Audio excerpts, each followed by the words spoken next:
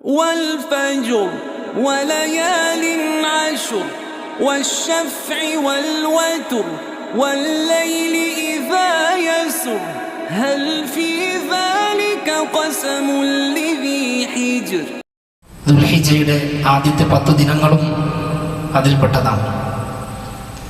ഒരുപാട് തെറ്റുകുറ്റങ്ങൾ സംഭവിക്കുന്ന, അശ്രദ്ധയിൽ ജീവിതം നയിക്കുന്ന നമ്മെ സംബന്ധിച്ചിടത്തോളം ആയുസ് കുറഞ്ഞ, സൽക്കർമ്മങ്ങൾ കുറഞ്ഞ, വിശ്വാസത്തിൽ ഒരുപാട് ബലഹീനതകളുള്ള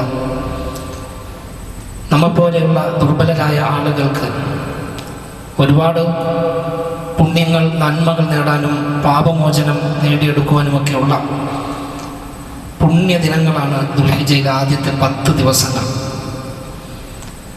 പരിശുദ്ധ റമദാനിൻ്റെ പോരിശയും മഹത്വമൊക്കെ അറിയുന്നവരാണ് നമ്മൾ. റമദാനിൽ വലിയ തയ്യാറെടുപ്പും കുറേയൊക്കെ നന്മകൾ ചെയ്യാനൊക്കെ പരിശ്രമിക്കുന്നവർ തന്നെയാണ് നമ്മളെല്ലാവരും. പക്ഷെ ദുൽഹിജ്ജ എന്ന് കേൾക്കുമ്പോൾ അത്ര ഒരു പ്രാധാന്യം പലപ്പോഴും വിശ്വാസി സമൂഹങ്ങൾക്കിടയിൽ കടന്നു വരാറില്ല.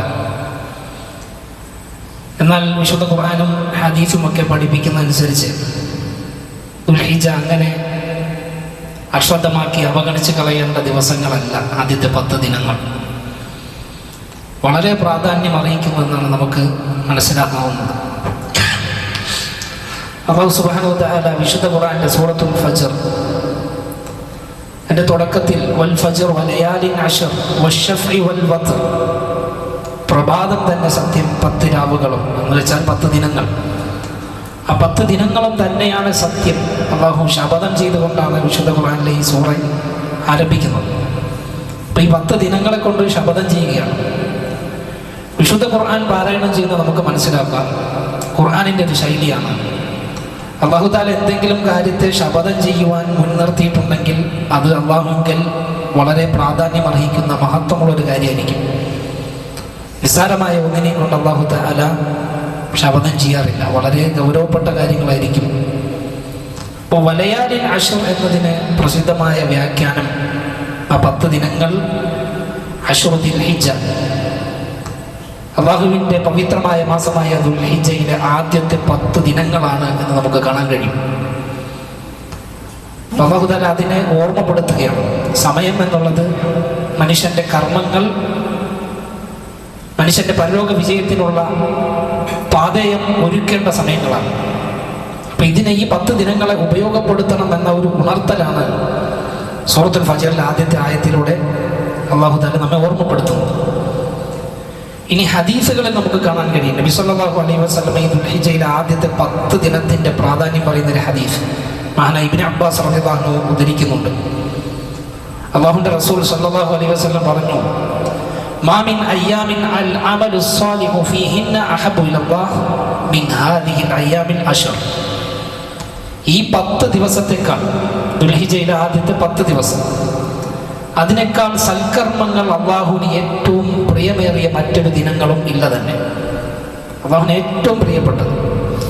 ഇപ്പോൾ ഒരാൾ ഫർദ് ചെയ്താലും സുന്നത്ത് ചെയ്താലും ദുൽഹിജ്ജയിൽ ചെയ്യുന്നത് പോലെ ഇഷ്ടമുള്ള മറ്റു ദിവസം ഇല്ല. സ്വാഭാവികമായും അല്ലാഹുവിൻ്റെ ഇഷ്ടം കൂടുന്ന സമയത്ത് പ്രതിഫലവും കൂടും. അതുകൊണ്ടാണ് അല്ലാഹു കൂടുതൽ ഇഷ്ടപ്പെടുന്നത് ഈ 10 ദിവസങ്ങൾ. അപ്പോൾ സഹാബത്തിനൊരു സംശയം, യാ റസൂലല്ലാഹ് വലൽ ജിഹാദു ഫീ സബീലില്ലാഹ്, അള്ളാഹുവിൻ്റെ മാർഗത്തിൽ ജിഹാദിൽ ഏർപ്പെടുന്നതോ? ഒരു മനുഷ്യൻ ഒരു വേള ശത്രുവിൻ്റെ കൈകളാൽ കൊല്ലപ്പെടാം, അത് ജിഹാദിന് വേണ്ടി ഇറങ്ങാൻ, അതേറെ പ്രയാസകരമായ ഒരു സംഗതിയാണ്. കുതിബ അലൈക്കുമുൽ ഖിതാൽ വഹുവ കുർഹുൻ ലക്കും. അല്ലാഹു സുബ്ഹാനഹു വ തആല യുദ്ധം അത് നിയമമാക്കിയപ്പോൾ ജനങ്ങൾക്ക് അനിഷ്ടമുണ്ട്, അതിന് പ്രയാസമുണ്ട്. മനുഷ്യൻ്റെ ശരീരത്തിന് ബുദ്ധിമുട്ടുണ്ടാക്കുന്ന, ഒരു വേള മരണം വരെ സംഭവിച്ചേക്കാവുന്ന ഒരു ഇബാദത്താണത്. പക്ഷെ അതിനെക്കുറിച്ച് പോലും ചോദിച്ചപ്പോൾ റസൂലുള്ളാഹി സ്വല്ലല്ലാഹു അലൈഹി വസല്ലം പറഞ്ഞു, വലൽ ജിഹാദു ഫീ സബീലില്ലാഹ്, അല്ലാഹുവിൻ്റെ മാർഗത്തിൽ ജിഹാദിൽ ഏർപ്പെടുന്നത് പോലും ഈ 10 സുദിനങ്ങളെക്കാൾ അമലു സാലിഹ് അല്ലാഹുവിന് പ്രിയപ്പെട്ട ഒന്നുമില്ല. നമുക്കറിയാം, സാധാരണഗതിയിൽ ഈ പവിത്രമായ യുദ്ധം വിലക്കപ്പെട്ട മാസങ്ങളിലാണ് ദുൽഹിജ്ജ ഉള്ളത്. അതിൽ യുദ്ധമില്ല, പ്രതിരോധത്തിനാണെങ്കിലല്ലാതെ. ആലോചിച്ച് നോക്കൂ, അപ്പോൾ ഈ മാസത്തിൽ റസൂലുള്ളാഹി സ്വല്ലല്ലാഹു അലൈഹി വസല്ലം പഠിപ്പിക്കുന്ന സൽക്കർമ്മങ്ങൾ ഏറെ പ്രിയങ്കരമാണ് അല്ലാഹുവിന്. എന്നാൽ ജിഹാദിന്റെ വിഷയത്തിൽ തന്നെ അവിടെ നിന്ന് പറഞ്ഞു, വലൽ ജിഹാദു ഫീ സബീലില്ലാഹ് ഇല്ലാ റജുലുൻ ഖറജ ബിനഫ്സിഹി വമാലിഹി, തൻ്റെ സമ്പത്തും ശരീരവുമായി അള്ളാഹുവിൻ്റെ മാർഗത്തിൽ ഇറങ്ങി. പക്ഷെ ഫലം യർജി മിൻ ദാലിക ബിശൈ, പക്ഷെ ഒന്നുമായി തിരിച്ച് വീട്ടിലെത്തിയില്ല. ആളും മരണപ്പെട്ടു, അള്ളാഹുവിൻ്റെ മാർഗത്തിൽ അയാൾ നൽകിയ സംഭാവന, അയാളുടെ സമ്പത്തെല്ലാം പോയി. അത് യുദ്ധത്തിൻ്റെ വഴിയിൽ അയാൾക്ക് നഷ്ടമായി. ശർഅ് അംഗീകരിച്ച രൂപത്തിലുള്ള ജിഹാദ് നിങ്ങൾ ആലോചിച്ച് നോക്കൂ. അതിനേക്കാൾ അള്ളാഹു സുബ്ഹാനഹു വ തആലയ്ക്ക് പ്രിയങ്കരൻ. ഇങ്ങനെയാണെങ്കിൽ മാത്രം ശരീരവും സമ്പത്തും നഷ്ടപ്പെട്ട മനുഷ്യനാണെങ്കിൽ അയാൾ ഒന്നുകൂടെ ഈ 10 ദിവസത്തെ അമലിനേക്കാൾ മികച്ചു നിൽക്കുന്നു. അല്ലാത്ത പക്ഷം ഇതര ദിവസങ്ങളിൽ, നാളുകളിൽ, മാസങ്ങളിൽ ചെയ്യുന്ന എല്ലാ കർമ്മങ്ങളെക്കാളും അള്ളാഹുവിന് ഏറ്റവും പ്രിയങ്കരമാണ് ഈ 10 ദിവസം. സഹോദരങ്ങളെ, ഈ ഒരാഴ്ച നമ്മൾ പിന്നിട്ട് കഴിഞ്ഞാൽ നമ്മൾ ദുൽഹിജ്ജയിലേക്ക് പ്രവേശിക്കുകയാണ്. അപ്പോൾ കുറഞ്ഞ ഒരു 10 ദിവസം നമ്മൾ റമദാനിൽ നന്നായി പരിശ്രമിച്ചതുപോലെ, അല്ലെങ്കിൽ അതിനേക്കാളേറെ ഈ ദുൽഹിജ്ജയുടെ ദിനങ്ങളെയും നമ്മൾ നോക്കിക്കാണണം. ഒരുപാട് സൽക്കർമ്മങ്ങൾ ചെയ്യാൻ വേണ്ടി നമ്മൾ ശ്രമിക്കണം. കുറഞ്ഞ ആയുസ്സേ നമുക്കുള്ളൂ. കുറേ കാലം മരണമില്ലാതെ പരലോകത്ത് ജീവിക്കേണ്ടതാണ്. ആ പരലോക ജീവിതം സുരക്ഷിതമാക്കാൻ, സംരക്ഷിതമാക്കാനാണ് ഈ ദുനിയാവിലെ ഈ അമലുകളൊക്കെ നമ്മൾ ചെയ്യുന്നത്. അപ്പം അതിനുവേണ്ടിയുള്ള പരിശ്രമം നമ്മുടെ വിജയത്തിനാണ്, നമ്മുടെ നന്മയ്ക്കാണ് എന്നുള്ള ബോധം നമുക്കുണ്ടായേ മതിയാകും. ഈ ദുൽഹിജ്ജയിലാണല്ലോ റസൂലുള്ളാഹി സ്വല്ലല്ലാഹു അലൈഹി വസല്ലം പറഞ്ഞത്, ഏറ്റവും വർഷത്തിലെ ഏറ്റവും മഹത്തായ ദിനമുള്ളത് ഈ ദുൽഹിജ്ജയിലെ 10 ദിവസമാണ്. അതിലെ ഒരു ദിവസം അതിപ്രധാനം. നബി സല്ലല്ലാഹു അലൈഹി വസല്ലം പറഞ്ഞു, അഅ്ലമുൽ അയ്യാമി ഇൻദല്ലാഹി തആല യൗമുൻ നഹർ സുമ്മ യൗമുൽ ഖർ. ഏറ്റവും മഹനീയമായ അള്ളാഹുവിൻ്റെ അടുക്കൽ സ്ഥാനമുള്ള ദിവസം എന്ന് പറഞ്ഞാൽ ബലിപെരുന്നാളിൻ്റെ ദിവസമാണ്. നമ്മളൊന്ന് ബലിയിറക്കുന്ന, പെരുന്നാൾ നിസ്കരിക്കുന്ന ആ ദിവസം, അതിനേക്കാൾ അള്ളാഹുവിൽ മഹനീയമായ ഒരു ദിവസമില്ല. പിന്നെ തൊട്ടടുത്ത് വരുന്ന ദുൽഹിജ്ജയുടെ 11ാമത്തെ ദിവസം ആണ് യൗമുൽ ഖർ. ഈ 2 ദിവസങ്ങളെ നബി സല്ലല്ലാഹു അലൈഹി വസല്ലം വളരെ പ്രാധാന്യത്തോടു കൂടി നമ്മൾ പഠിപ്പിച്ചു. അതുപോലെ തന്നെ ഈ ദുൽഹിജ്ജയിൽ ആദ്യത്തെ 10-ലാണ് ധാരാളം ആളുകൾക്ക്, അധികം ആളുകൾക്കും നരകമോചനം അല്ലാഹു സുബ്ഹാനഹു വ തആല തീരുമാനിക്കുന്ന, നമ്മൾ മാപ്പ് നൽകുന്ന ഒരു ദിവസം. ഇമാം മുസ്ലിം സഹീഹ് രേഖപ്പെടുത്തിയ ഒരു ഹദീസിൽ കാണാം, ആയിഷ റളിയല്ലാഹു അൻഹ ഉദ്ധരിക്കുകയാണ്, മാ മിൻ യൗമിൻ അക്സറു മിൻ അൻ യുഅ്തിഖ അല്ലാഹു ഫീഹി അബദൻ മിനൻ നാർ മിൻ യൗമി അറഫ. അറഫ ദിനത്തേക്കാൾ അള്ളാഹു അധികമായി നരകമോചനം നൽകുന്ന വേറെ ദിവസമില്ല എന്നാണ് നബി സല്ലല്ലാഹു അലൈഹി വസല്ലം പഠിപ്പിച്ചത്. അറഫയേക്കാൾ, അറഫ ദുൽഹിജ്ജ 9 പെരുന്നാളിൻ്റെ തലേ ദിവസം, ആ ദിവസത്തിൽ അള്ളാഹു സുബ്ഹാനഹു വ തആല ധാരാളം അറഫ ദിനം ഹാജിമാർ അറഫയിൽ സംഗമിക്കുന്ന, അള്ളാഹുവിൽ കൈകൾ നീട്ടി യാചിക്കുന്ന, അള്ളാഹു അഭിമാനം കൊള്ളുന്ന, അടിമകളിലേക്ക് അടുക്കുന്ന ദിവസം. അള്ളാഹുവിൻ്റെ ഔദാര്യ വർഷമാണ്, കാരുണ്യത്തിൻ്റെ വർഷമാണ്. അന്ന് ഒരുപാട് ആളുകൾക്ക് അല്ലാഹു തആല നരകമോചനം ഏർപ്പെടുത്തും എന്നാണ് റസൂലുള്ളാഹി സ്വല്ലല്ലാഹു അലൈഹി വസല്ലം പഠിപ്പിക്കുന്നത്. അപ്പം അതുകൊണ്ട് തന്നെ ഈ 10 ദിവസങ്ങൾ ഒരുപാട് ആരാധനകൾ ഒത്തുചേരുന്നുണ്ട്. പ്രധാനപ്പെട്ട മുഖ്യമായ എല്ലാ ആരാധനകളും സംഗമിക്കുന്ന ദിവസങ്ങളാണ് ഈ 10 ദിവസം. അതുകൊണ്ടാണ് ഇതിന് പ്രാധാന്യം കിട്ടിയത്. മറ്റ് മാസങ്ങളൊന്നും ഇതില്ല. ഹജ്ജ് അത് ഈ മാസത്തിലാണുള്ളത്, വേറെ മാസങ്ങളിലില്ല, റമദാനിലില്ലല്ലോ. ഇപ്പം ഹജ്ജുണ്ട്, നോമ്പുണ്ട്, നിസ്കാരമുണ്ട്, സക്കാത്തുണ്ട്, ദാനധർമ്മങ്ങൾ, പിന്നെ ഖുർആൻ പാരായണം, ദിക്ർ, തക്ബീർ എല്ലാം കൂടെ ഒത്തുചേരുന്ന ഒരു മാസമുണ്ടെങ്കിൽ അത് ദുൽഹിജ്ജയാണ്. അപ്പോൾ ആരാധനകൾ, അള്ളാഹുവിന് ഏറ്റവും പ്രിയപ്പെട്ട മുഖ്യമായ ആരാധനകൾ സംഗമിക്കുന്ന ഈ ദിവസം അള്ളാഹുവിന് ഏറെ പ്രിയങ്കരമായി തീർന്നു. അതുകൊണ്ട് നമ്മൾ അള്ളാഹുവിന് ഇഷ്ടമുള്ള ദിവസത്തെ നമ്മൾ ഇഷ്ടപ്പെടണം. അള്ളാഹു പ്രാധാന്യം കൊടുക്കുന്നതിന് നമ്മൾ പ്രാധാന്യം കൊടുക്കണം. ഇതൊക്കെ ഈമാനിൻ്റെ ഭാഗമാണല്ലോ. അതുകൊണ്ട് ഈ ദിവസങ്ങളെ വളരെ പ്രാധാന്യത്തോടു കൂടി നമ്മൾ സ്വീകരിക്കുക, സന്തോഷത്തോടെ, വളരെ ആവേശത്തോടെ, ഉത്സാഹത്തോടെ, കൂടുതൽ നന്മകൾ ചെയ്യണമെന്ന ഉറച്ച തീരുമാനത്തോടെ ഈ ദിവസങ്ങൾ നമ്മൾ സ്വീകരിക്കണം. റമദാനിൽ എങ്ങനെയാണോ അല്ലെങ്കിൽ അതിനേക്കാൾ.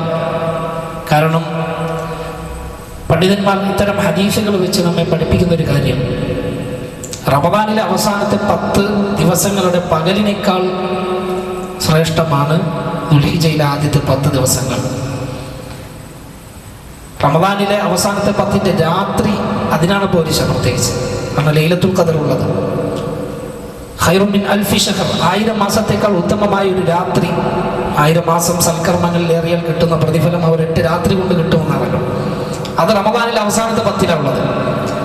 അതുകൊണ്ട് രാത്രിയുടെ പോലീശ നോക്കുമ്പോൾ റമദാനിന്റെ അവസാനത്തെ 10-ലാണ്. എന്നാൽ പകൽ, ഈ സമയങ്ങളെ വിഭജിക്കുമ്പോൾ പകൽ എന്നത് പരിഗണിച്ചാൽ ദുൽഹിജ്ജയിലെ ആദ്യത്തെ 10 റമദാനിലെ അവസാനത്തെ 10 ഉത്തമം. ഇനി ആലോചിച്ച് നോക്കും, നമ്മൾ എത്രയാണ് ഈ ദുൽഹിജ്ജയെ എത്ര ഗൗരവത്തിലാണ് നമ്മൾ നോക്കിക്കാണേണ്ടത്, എത്ര നന്നായി നമ്മൾ ഇബാദത്തുകൾ ചെയ്യേണ്ടതുണ്ട്. അത് നമ്മൾ കൃത്യമായി ശ്രദ്ധിക്കുക. ഈ ദിനങ്ങൾ കൂടുതൽ ശ്രദ്ധിക്കേണ്ട ആരാധനകളൊന്ന് തൗബയും ഇസ്തിഗ്ഫാറും നടത്തുക, കൂടുതൽ നമ്മൾ പശ്ചാത്തപിക്കുക, അല്ലാഹുവിനോട് പാപമോചനം നടത്തുക, തെറ്റുകളൊക്കെ ഒഴിവാക്കുക. ഈ പവിത്ര മാസങ്ങളിൽ ചെയ്യുന്ന തെറ്റുകൾ ഇതര മാസങ്ങളെക്കാൾ ഗൗരവമേറിയതാണെന്ന് നമുക്ക് മനസ്സിലാക്കാൻ കഴിയും. കാരണം അല്ലാഹു മഹത്വവും പ്രാധാന്യവും നൽകുന്ന നാളുകളിലും മനുഷ്യൻ തെറ്റിലാണ്, തിന്മയിലാണെങ്കിൽ അത് ഇതര മാസങ്ങളെക്കാൾ അല്ലാഹു ഗൗരവത്തോടു കൂടി കാണും. അല്ലാഹു പവിത്രമാക്കിയ പാപമോചനം തരുന്ന മാസത്തിന് മനുഷ്യൻ നന്നാകുന്നില്ല, തിന്മയിലാണ് എങ്കിൽ അല്ലാഹു തആല അത് ഗൗരവത്തിൽ തന്നെ എടുക്കും.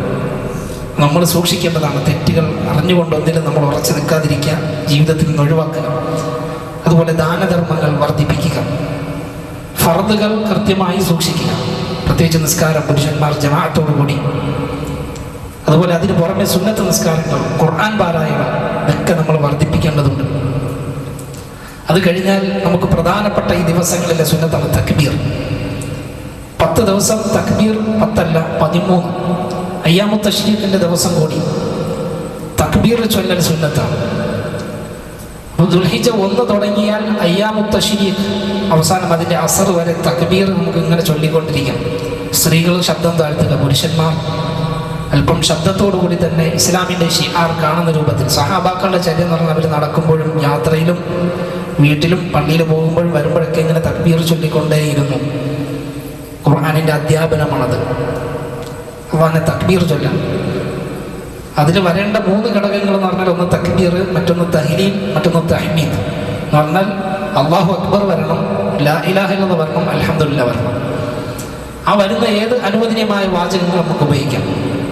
സഹാബാക്കൾ വ്യത്യസ്ത രൂപത്തിൽ ചൊല്ലിയിരുന്നു. അല്ലാഹു അക്ബർ, അല്ലാഹു അക്ബർ, അല്ലാഹു അക്ബർ, ലാ ഇലാഹ ഇല്ലല്ലാഹു അല്ലാഹു അക്ബർ, അല്ലാഹു അക്ബർ വലില്ലാഹിൽ ഹംദ്.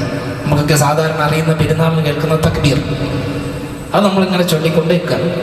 പ്രത്യേകിച്ച് നമസ്കാരങ്ങൾക്ക് പിന്നിലുള്ളൊരു തക്ബീർ, അതും നമുക്ക് കാണാം, ഹദീസുകളിൽ പഠിപ്പിക്കപ്പെട്ടിട്ടുണ്ട്. അത് അറഫ ദിവസം അതിൻ്റെ ഫജ്ർ നിസ്കാരം മുതലാണ് തുടങ്ങുക. 5 നേരത്തെ നിസ്കാരങ്ങൾ അതിൻ്റെ പിന്നിൽ സലാം വീട്ടിക്കഴിഞ്ഞാൽ തക്ബീർ ചൊല്ലുന്ന രീതി ഇതും സ്ഥിരപ്പെട്ടിട്ടുണ്ട്.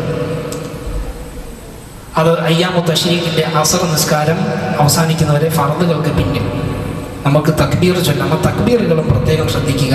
നമ്മൾ ധാരാളമായി അല്ലാഹുവിനെ വാഴ്ത്തുക. അല്ലാഹുവിനെ ഏറെ ഇഷ്ടപ്പെടുന്ന, തക്ബീർ ഏറെ ഇഷ്ടപ്പെടുന്ന, ഒരുപാട് മഹത്വം കൽപ്പിക്കുന്ന ദിവസങ്ങളാണ്. അത് നമ്മൾ പ്രത്യേകം ശ്രദ്ധിക്കുക. പിന്നെയുള്ളത് നോമ്പാണ്. പെരുന്നാൾ ദിവസം, പിന്നെ അതിനെ തുടർന്ന് വരുന്ന 3 ദിവസം അയ്യാമു തശ്രീഖ്. ആ ദിവസങ്ങളിൽ നോമ്പെടുക്കൽ ഹറാമാണ്. കാരണം അത് പെരുന്നാളാണ്. 2 പെരുന്നാൾ ദിവസങ്ങളിലും നോമ്പെടുക്കൽ മുസ്ലിമിന് നിഷിദ്ധമാണ്, ഹറാമാണ്. അയ്യാമു തശ്രീഖ് എന്നുള്ളത് വലിയ പെരുന്നാളിന്റെ തൊട്ട് പിന്നാലെ വരുന്ന 3 ദിവസം. അതിനെക്കുറിച്ച് റസൂലുള്ളാഹി സ്വല്ലല്ലാഹു അലൈഹി വസല്ലം പറഞ്ഞത് അയ്യാമു തശ്രീഖ് അയ്യാമു അക്ലിൻ വശുർബിൻ വദിക്രിൻ ലില്ലാഹി തആല. അന്ന് ഭക്ഷിക്കാനും കുടിക്കാനും അള്ളാഹുവിനെ ധാരാളം ദിക്ർ ചെയ്യാനുമുള്ള ദിവസങ്ങളാണ്. അന്ന് നോമ്പ് പാടില്ല. അത് നമ്മൾ ശ്രദ്ധിക്കേണ്ടതാണ്. ഇപ്പൊ നമുക്ക് അനുവദിച്ചു തന്ന ആ കാര്യങ്ങൾ. അത് കഴിഞ്ഞാൽ ദുൽഹിജ്ജയിലെ ആദ്യത്തെ 9 ദിവസവും നോമ്പെടുക്കുന്നുണ്ട്, വിരോധമില്ല. പ്രത്യേകിച്ച് അറഫ അതിൽ ഹദീസിൽ സ്ഥിരപ്പെട്ടു വന്നിട്ടുണ്ട്. പൊതുവിൽ സുന്നത്തുകൾ വർദ്ധിപ്പിക്കുക എന്ന രൂപത്തിൽ നമുക്ക് എന്ത് ചെയ്യാം?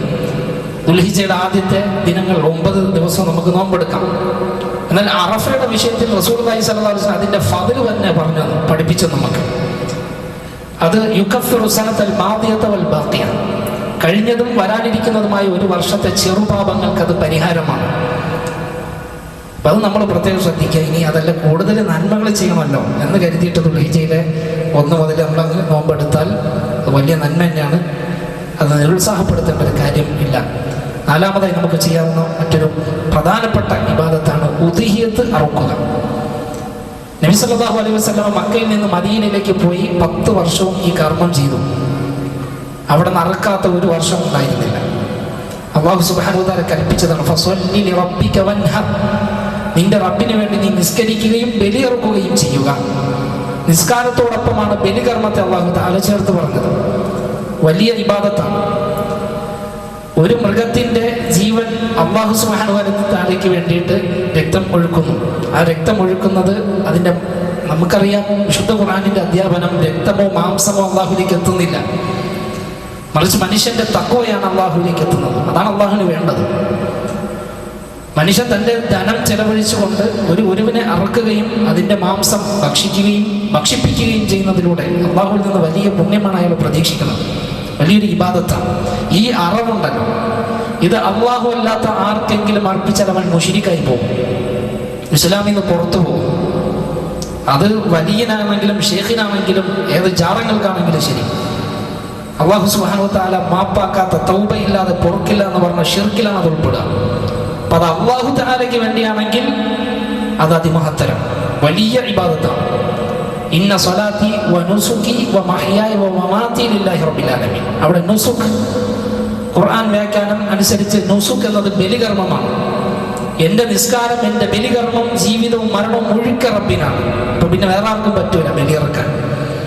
അപ്പൊ ആ ബലികർമ്മം അള്ളാഹുവിന്റെ പ്രീതി ഉദ്ദേശിച്ച്, പ്രിയപ്പെട്ട സഹോദരങ്ങളെ, ഉദ്ഹിയത്തിന് കഴിവുള്ള ആളുകൾ, തങ്ങളുടെ അത്യാവശ്യ ചെലവുകൾ കഴിഞ്ഞിട്ട് മിച്ചമുള്ള ആളുകൾ ഉദ്ഹിയത്ത് അറുക്കാൻ കഴിയും എന്ന് നമുക്ക് സാമ്പത്തികമായി ഇപ്പോൾ ഷെയറൊക്കെ ഉണ്ട്. അപ്പോൾ ഷെയറെങ്കിലും കൂടാൻ വർഷത്തിലാണ് ഒരു 10,000 രൂപ ഉദ്ഹിയത്തിന് വേണ്ടി. നമുക്ക് അത്യാവശ്യം പ്രാഥമിക കാര്യങ്ങൾ കഴിഞ്ഞാൽ, വീട്ടിൻ്റെ ചെലവുകളൊക്കെ കഴിഞ്ഞ് കുഴപ്പമില്ല, സാമ്പത്തികമായി പ്രതിസന്ധിയൊന്നുമില്ല. ഒരുപാട് സമ്പത്ത് വേണമെന്നല്ല എൻ്റെ അർത്ഥം. എന്നാൽ നമ്മുടെ പ്രാഥമിക ആവശ്യങ്ങൾ കഴിഞ്ഞിട്ട് നമുക്ക് മിച്ചമുണ്ട്, ഒരു ബാധ്യതകളും നമുക്കില്ല എങ്കിൽ നമ്മൾ ഉദ്ഹിയത്ത് അറക്കണം. പ്രിയപ്പെട്ടവർ, അത് വലിയവരാണ്, സമ്പന്നന്മാർ മാത്രം ചെയ്യേണ്ട, വലിയ വലിയ മുതലാളിമാർ മാത്രം ചെയ്യേണ്ടതാണെന്നൊരു ധാരണ നമുക്ക് ആർക്കും വേണ്ട. ഇതാണ് അതിൻ്റെ മാനദണ്ഡം. നമുക്ക് കഴിവുണ്ടോ, ശേഷിയുണ്ടോ നമ്മൾ അറക്കാം. കഴിയണതുപോലെ ഷെയറെങ്കിൽ ഷെയർ, ഒരു മൃഗത്തെ ഒറ്റയ്ക്ക് സ്വന്തമായി അറുത്ത് അള്ളാഹുവിന് സമർപ്പിക്കാൻ കഴിഞ്ഞാൽ അങ്ങനെ ചെയ്യുക. ഹദീസുകളിൽ കാണാം, ഉദ്ഹിയത്ത് അറുക്കാൻ കഴിവുണ്ടായിട്ടും അറുക്കാത്തവൻ നമ്മുടെ മുസല്ലയിലേക്ക് അടുക്കണ്ട എന്ന് പോലും ഹദീസുകളിൽ കാണാം. നബി സല്ലല്ലാഹു അലൈഹി വസല്ലം പറഞ്ഞതാണ്. ഉദ്ഹിയത്ത് അറുക്കാൻ കഴിവുണ്ട്, പക്ഷെ അറുക്കുന്നില്ലെങ്കിൽ പിന്നെ നിസ്കരിക്കാൻ വരണ്ട, നമ്മൾ അടുത്ത് വരണ്ട. അതൊരു വലിയ ആക്ഷേപമാണ്. മനുഷ്യൻ ഇങ്ങനെ പിശുക്ക് പാടില്ല. അല്ലാഹു സുബ്ഹാനഹു വ തആലയ്ക്ക് വേണ്ടി അർപ്പിക്കുന്ന ഇബാദത്തുകളിൽ, അവന്റെ ഖുർബത്ത് നേടുന്നതിൽ, സാമീപ്യം, അടുപ്പം, അവന്റെ ഇഷ്ടം, തൃപ്തി, ഇത് നേടുന്നതിനൊക്കെ മനുഷ്യൻ എന്തിനാണ് ദുനിയാവിൽ നിസ്സാരമായ പിശുക്ക്? ഒരു അസുഖം വന്നാൽ, ഒരു ബ്ലോക്ക് വന്നാൽ നീക്കാൻ 1-2 ലക്ഷം. ഇതൊക്കെ ജീവിതത്തിൽ നമ്മൾ കൂട്ടിവെക്കുന്ന സമ്പത്തും നമ്മുടെ സൗകര്യങ്ങളൊക്കെ അതില്ലാണ്ടായി പോകാൻ ഒരു രോഗം മതി, കച്ചവടത്തിൽ വരുന്ന ഒരു ഇടിവ് മതി, മനുഷ്യൻ പ്രതിസന്ധിയിലായി പോകും. അപ്പൊ നമ്മൾ അള്ളാഹുവിലേക്ക് അടുക്കുക, ഇതൊക്കെ ചെറിയതാണ്. നമ്മൾ എത്ര തന്നെ നമ്മൾ മുഴുവനും അള്ളാഹുവിനെ സമർപ്പിച്ചാലും അള്ളാഹു ചെയ്ത അനുഗ്രഹങ്ങൾക്ക് പകരാകണില്ല. ഒരു ബോധ്യം വിശ്വാസികൾ നമുക്കെല്ലാം ഉണ്ടാകണം. അറിവ് ഉദ്ദേശിക്കുന്ന ആളുകൾ ശ്രദ്ധിക്കേണ്ട 1-2 കാര്യങ്ങൾ കൂടി സൂചിപ്പിക്കുകയാണ്. ഒരാൾ ഉദ്ഹിയത്ത് അറുക്കാൻ തീരുമാനിച്ചു കഴിഞ്ഞാൽ, ഒന്ന്, അറിവിൽ തൻ്റെ കുടുംബത്തെയും കൂടി പ്രതിഫലത്തിൽ അയാൾ നിയത്താക്കുക. ഒരു വീട്ടിൽ ഒരാളാണ് അറക്കേണ്ടത്, അല്ലാത്തവർക്കും പിന്നെ മെമ്പർമാർക്ക് എല്ലാവർക്കും അറക്കാൻ കഴിവുണ്ടെങ്കിൽ അത് പ്രോത്സാഹനീയമാണ്. എന്നാൽ ഒരു വീട്ടിലെ, ഒരു കുടുംബത്തിലെ ഗൃഹനാഥൻ അറുത്താൽ തന്നെ അത് മതി. അങ്ങനെ അറക്കുമ്പോൾ തൻ്റെ ഭാര്യ, മക്കൾ, ചെലവിൽ കഴിയുന്ന ആളുകൾ, ഉമ്മയും വാപ്പയും കൂടെ ഉണ്ടെങ്കിൽ അവർക്കും കൂടി അതിൻ്റെ പ്രതിഫലം അയാൾ മനസ്സിൽ നിയത്താക്കണം. രണ്ടാമതായി ഹദീസുകളിൽ കാണാം, ഉദ്ഹിയത്ത് അറുക്കാൻ തീരുമാനിച്ച ആൾ ദുൽഹിജ്ജയിലേക്ക് പ്രവേശിച്ചു കഴിഞ്ഞാൽ പിന്നെ ശരീരത്തിലെ നഖം, രോമം, ചർമ്മം ഇതൊന്നും നീക്കാൻ പാടില്ല. ഇപ്പം ദുൽഹിജ്ജ അടുത്തെന്ന് അറിഞ്ഞാൽ തന്നെ മീശ വെട്ടാനോ തലമുടി വെട്ടാനോ ഒക്കെ, നഖം മുറിക്കാനൊക്കെ ഉണ്ടെങ്കിൽ അത് നേരത്തെ ചെയ്യുക. ദുൽഹിജ്ജയിലേക്ക് പ്രവേശിച്ചു കഴിഞ്ഞാൽ അതിൽ വിലക്കുണ്ട്. ഹദീസുകൾ കാണാം, നബി സല്ലല്ലാഹു അലൈഹി വസല്ലം പറഞ്ഞു, ഇദാ റഅയ്തും ഹിലാല ദുൽഹിജ്ജ, ദുൽഹിജ്ജയുടെ മാസപ്പിറ നിങ്ങൾ കണ്ടു കഴിഞ്ഞാൽ, വഅറാദ അഹദുകും അയ്യുദ്ഹിയ, നിങ്ങൾ ഒരുവൻ ഉദ്ഹിയത്ത് അറുക്കണമെന്ന ഉദ്ദേശമുണ്ട് എങ്കിൽ പിന്നെ ഫൽയുംസിക് അൻ ശഅരിഹി വഅഫാരി, അവൻ്റെ രോമവും നഖവും നീക്കം ചെയ്യാതിരിക്കട്ടെ. അപ്പം അത് പാടില്ല, അത് നമ്മൾ ശ്രദ്ധിക്കുക.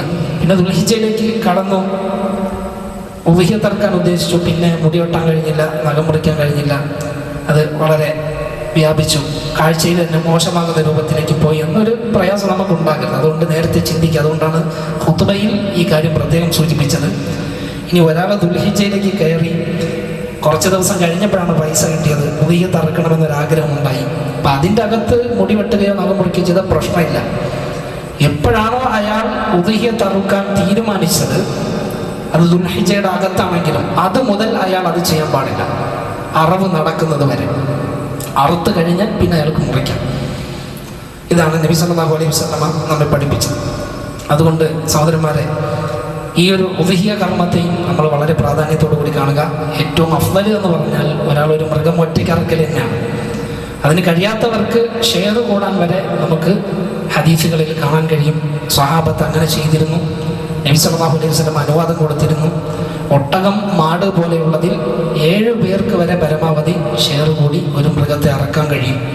7 കുറഞ്ഞാലും പ്രശ്നമില്ല. ഇനി 2 പേര് ചേർന്നിട്ടാണെങ്കിലും 3 പേര് ചേർന്നിട്ടാണെങ്കിലും. പക്ഷെ ഒരാൾക്ക് 7 കുറഞ്ഞ ഓഹരി അതിലുണ്ടാകരുത്. അത് പ്രത്യേകം ശ്രദ്ധിക്കേണ്ടതാണ്. 7 കുറഞ്ഞ ഓഹരി ഉണ്ടാകരുത്. അപ്പോൾ 8 ഷെയറൊക്കെ ആയി പോയി കഴിഞ്ഞാൽ, അല്ലെങ്കിൽ അതിൽ പങ്കുകൊണ്ട ഒരാൾക്ക് 1 പോലും കിട്ടുന്നില്ല എങ്കിൽ ആ ഉദ്ഹിയ്യത്ത് അയാൾ ശരിയാവുകയില്ല. നീ ഷെയർ കൂടുന്നതിനേക്കാൾ ഉത്തമമായിട്ട് നമുക്ക് മനസ്സിലാക്കാവുന്നത് ആ ഒരു ആടിനെ അറക്കലാണ്. നബി സല്ലല്ലാഹു അലൈഹി വസല്ലമ ഉദ്ഹിയ്യത്ത് അറുത്തിരുന്ന 2 ആടുകളെ അറുത്തിരുന്നു എന്ന് ഹദീസുകൾ കാണാം. നമുക്ക് 1 അറുത്താൽ തന്നെ മതി. നബി സല്ലല്ലാഹു അലൈഹി വസല്ലമ പ്രത്യേകമായി ചെയ്തത് 1 അവിടത്തേക്കും 1 ഉമ്മത്തിന് വേണ്ടിയാണെന്ന് കാണാൻ പറ്റും. അപ്പോൾ നമുക്കങ്ങനെ ചെയ്യാൻ കഴിയില്ല. ഉമ്മത്തിന് വേണ്ടിയുള്ള അറിവില്ല. അത് നബി സല്ലല്ലാഹു അലൈഹി വസല്ലം ഖാസാണ്, സവിശേഷമായൊരു കാര്യമാണ്, നമുക്കല്ല. എന്നാൽ നമുക്ക് 1-ലധികം മൃഗങ്ങളെ അറക്കാം, പക്ഷെ ഉമ്മത്തിന് വേണ്ടി എന്നില്ല. മറിച്ച് അത് നമുക്കും നമ്മുടെ കുടുംബത്തിനും പ്രതിഫലം കിട്ടണം എന്ന അർത്ഥത്തിൽ നിയ്യത്തോടു കൂടി അറക്കുകയാണ് നമ്മൾ ചെയ്യേണ്ടത്. ഈ കാര്യങ്ങൾ ശ്രദ്ധിക്കുക. അല്ലാഹു സുബ്ഹാനഹു വ തആല നമ്മുടെ എല്ലാ ഇബാദത്തുകളും സ്വീകരിക്കുകയും ദുൽഹിജ്ജയെ നന്നായി സ്വീകരിക്കുവാനുള്ള തൗഫീഖ് നൽകുമാറാകട്ടെ.